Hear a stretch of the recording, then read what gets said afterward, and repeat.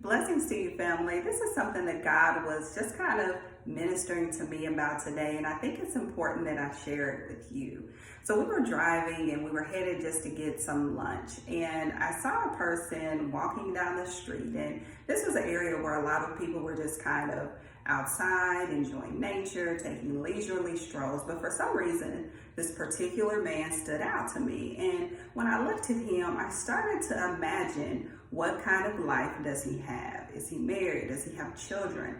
What's his relationship with God look like? Is he sad right now? Is he happy right now? What's going on in his life, in his heart?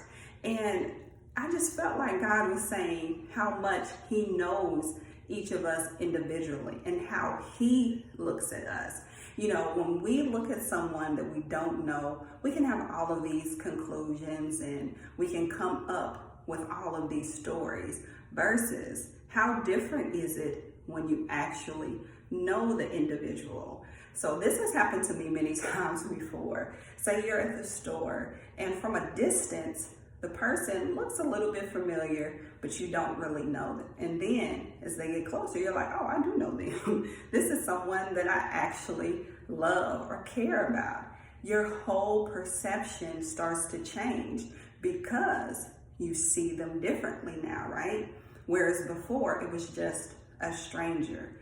Now you have direct memories, connection, relationship. You know their character, you know their particular traits, you know their attributes, you know a little bit about their life even, depending on how tight of a relationship is, you even know some of their pains or their joys. You know these things when you see them up close and you recognize who they are. Well, God is saying this, that he always recognizes truly who we are. When he sees us in the most perfect, beautiful form.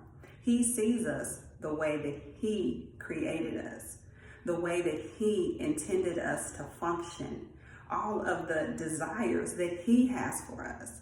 You know, it's easy for us to get caught up in our desires, but what about all of the wonderful desires and plans that God has for us, that he wants to see come to pass through us in our lives as well?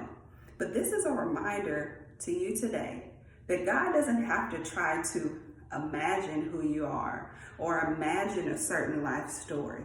He knows who you are to the depth of your being, and he loves you the same. And he wants you to embrace and receive that love that he has for you. So I pray that you would receive this message today, receive the love of your Father, and know that he has wonderful, wonderful plans for you. All right, family, I love you. Have a blessed day, and I'll talk to you soon. Bye-bye.